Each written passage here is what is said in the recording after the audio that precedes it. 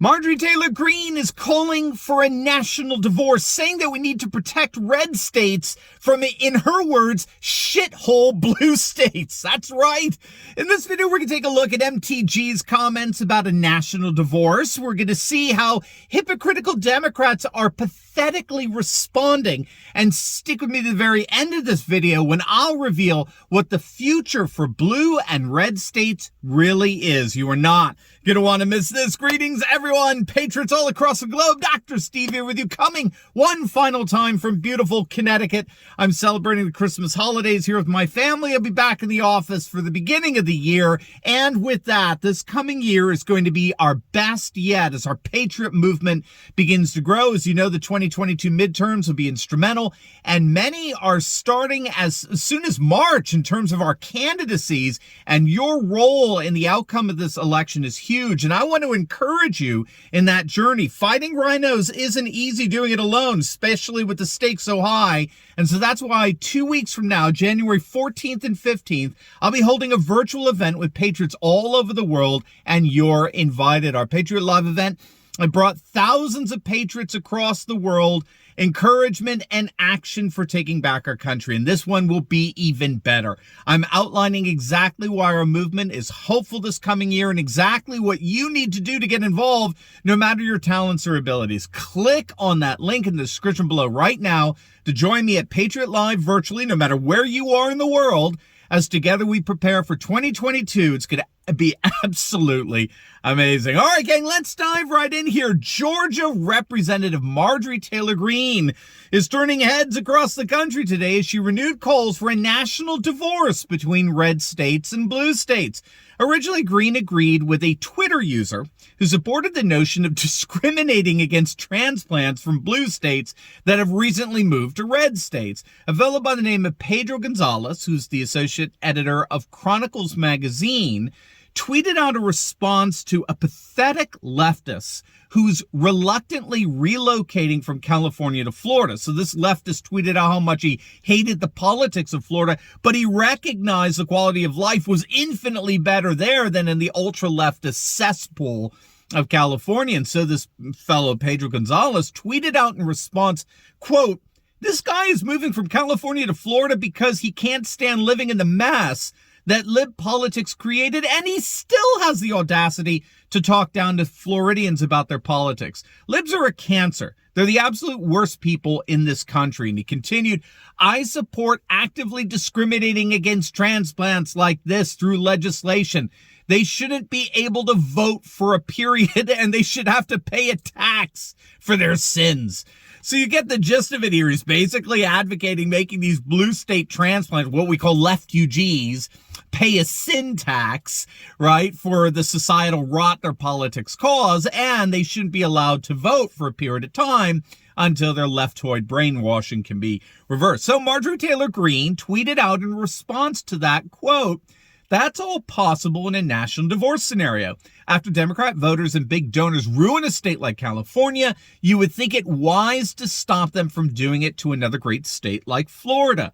Brainwashed people that move from California and New York really need a cooling off period." And I think I speak on behalf of all of us when I say amen and amen. Well, that did not sit well with the brainwashed left. We have one ultra-leftist Democrat calling Greene a traitor. Ruben Gallego, a cultural Marxist Democrat from Arizona, tweeted out in response, "There is no national divorce. Either you're for civil war or not. Just say it if you want a civil war and officially declare yourself a traitor." My Gallego, that's very binary of you, isn't it? An either or. There's definitely some transphobia going on there, isn't it? What's next? Voter ID requirements? My, oh my.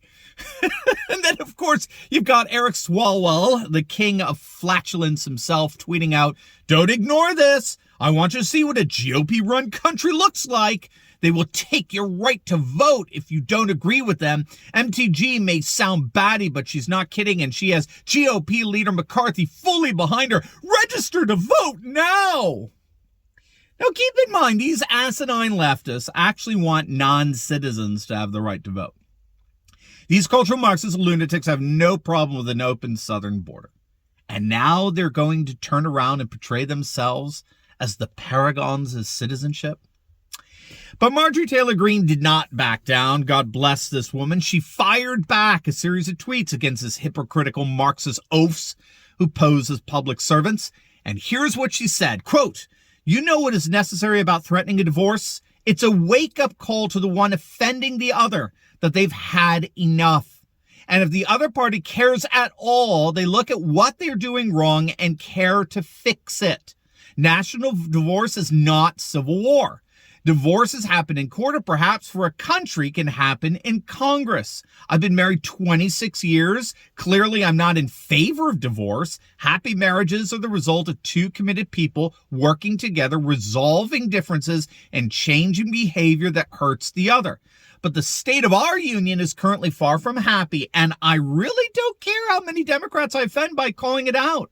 For your information, you like our red states because of our politics, and it's our Republican politics that create the very environments you like. So I will not apologize when I muse or discuss ideas that stop Democrat voters and donors who are moving out of the shitholes they created with their Democrat votes and donations from ruining great red states by bringing your disastrous ideas and destructive votes with you. For your information, we Republicans don't want your blue votes ruining our red home states.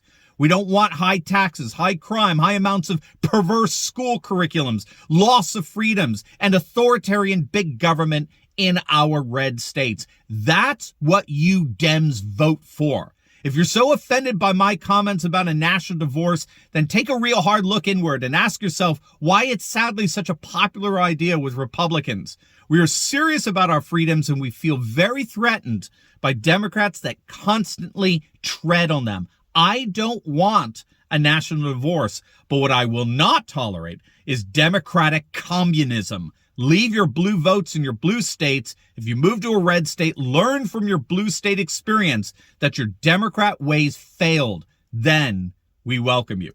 Gang, I'm going to say it right. If Trump or DeSantis don't run, that's my president. Right there. I'm saying it right now. It's official. MTG for president. I love this woman. By all means, leave your Democrat shitholes and come to flourishing red states, but for God's sake, keep your Democrat politics out of our red states. Now, what MTG is getting at here has been going on for some time now. Red states are flourishing and blue states suck, okay? Basically, the blue states are losing population left and right, and red states are generally flourishing. And while I wholeheartedly agree with everything that MTG just said, we should note that we do have studies that have found that the vast majority of people moving to, say, Texas, for example, what we affectionately refer to as leftugees, leaving their blue states, they are overwhelmingly leaving their Democrat politics behind. Back in 2013, a poll found that the California arrivals were 57% conservative as compared to 27% liberal.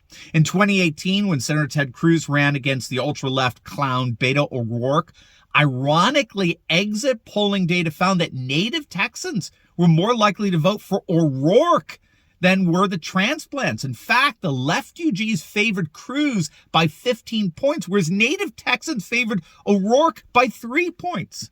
Given that Cruz won by only 2.6% of the vote, if it weren't for these leftugees, Beto O'Rourke would be the senator of Texas right now.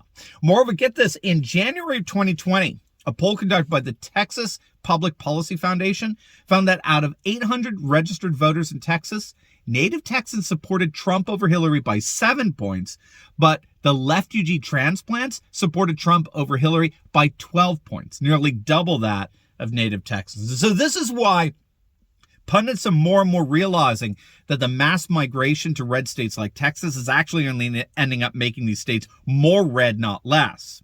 But that said, what about this notion of a national divorce? Well, a lot of people poo-poo that idea. We do have to understand that this secessionism, this secessionist notion is par for the course in our world today. I mean, we've talked about this on a number of other videos. Our world in many ways is breaking apart and is forming smaller and smaller national entities. And our nation is not immune from this. According to a recent survey conducted by the Center of Politics at the University of Virginia, a majority of Trump voters, as well as a significant minority of Biden voters, were all in favor of their state's secession from the United States. All told, 52% of surveyed Trump voters and 41% of Biden voters support seceding from one another in some way, shape, or form. What MTG is talking about here is clearly a very plausible scenario. So we'll obviously have to keep our eyes on how things develop, but all you have to do is look around the world to see that secession is happening virtually everywhere. And we'd be fools to think that our nation is immune from such trends. Now, before you go, you will definitely want to check out my latest video on how Tucker Carlson ended the career of Chris Wallace over at Fox News. It's going to absolutely make your day. So make sure to click on that link, and I will see you over there. God bless.